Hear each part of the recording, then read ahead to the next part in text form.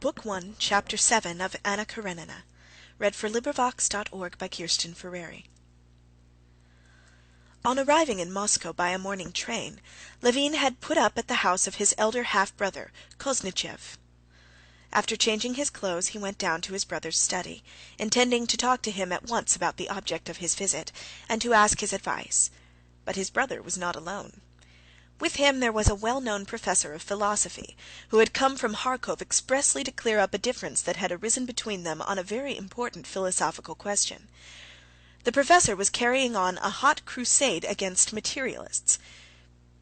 Sergei Koznishev had been following this crusade with interest, and after reading the professor's last article, he had written him a letter stating his objections. He accused the professor of making too great concessions to the materialists, and the professor had promptly appeared to argue the matter out.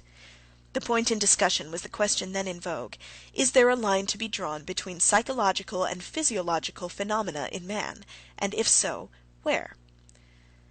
Sergey Ivanovitch met his brother with the smile of chilly friendliness he always had for everyone, and introducing him to the professor, went on with the conversation.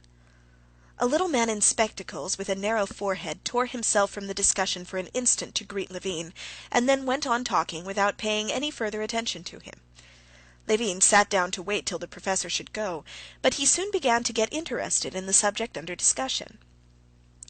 Levin had come across the magazine articles about which they were disputing, and had read them, interested in them as a development of the first principles of science, familiar to him as a natural science student at the university.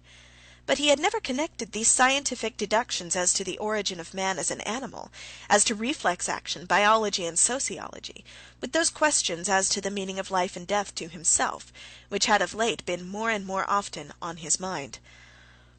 As he listened to his brother's argument with the professor, he noticed that they connected these scientific questions with those spiritual problems, that at times they almost touched on the latter, but every time they were close upon what seemed to him the chief point, they promptly beat a hasty retreat and plunged again into a sea of subtle distinctions, reservations, quotations, allusions, and appeals to authority, and it was with difficulty that he understood what they were talking about. "I cannot admit it," said Sergey Ivanovitch, with his habitual clearness, precision of expression, and elegance of phrase. "I cannot in any case agree with Kais that my whole conception of the external world has been derived from perceptions. The most fundamental idea, the idea of existence, has not been received by me through sensation. Indeed, there is no special sense organ for the transmission of such an idea. Yes, but they, Wirth and Knaust and Pripasov, would answer that your consciousness of existence is derived from the conjunction of all your sensations, that consciousness of existence is the result of your sensations. Wirth, indeed, says plainly that, assuming there are no sensations, it follows that there is no idea of existence." "I maintain the contrary," began Sergey Ivanovitch. But here it seemed to Levin that just as they were close upon the real point of the matter, they were again retreating, and he made up his mind to put a question to the professor.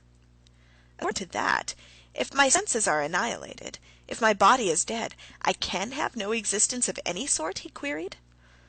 The professor, in annoyance and, as it were, mental suffering at the interruption, looked round at the strange inquirer, more like a bargeman than a philosopher, and turned his eyes upon Sergey Ivanovitch, as though to ask, "What is one to say to him?"